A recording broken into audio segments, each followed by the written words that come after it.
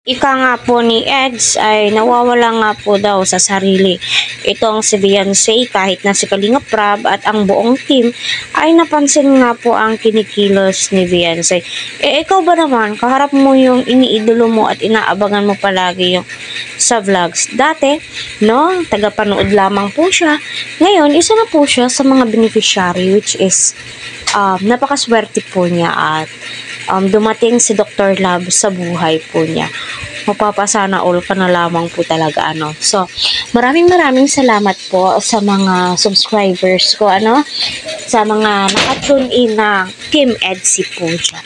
So, ito ata yung pinakaunang kilig moments po nila, ano, na natameme ng husto itong si Beyonce na tila ba'y hindi po siya makapagsalita, hindi po siya makatingin ng diretsahan kay Kalingap Eds.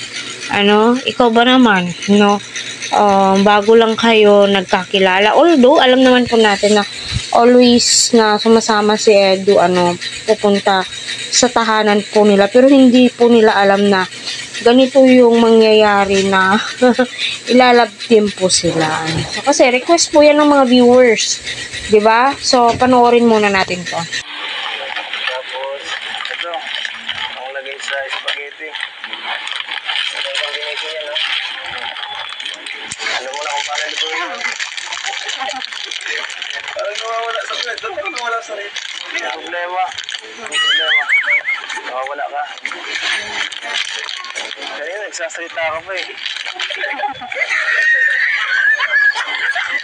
Huwag ka tumingin.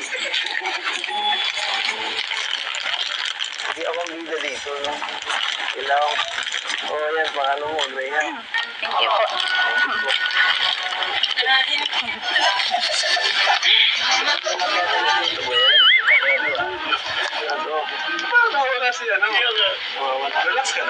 Yung awitin nga po ni Julina Magdangal na maari bang malaman ko kung feel na feel mo bang sabihin, charot.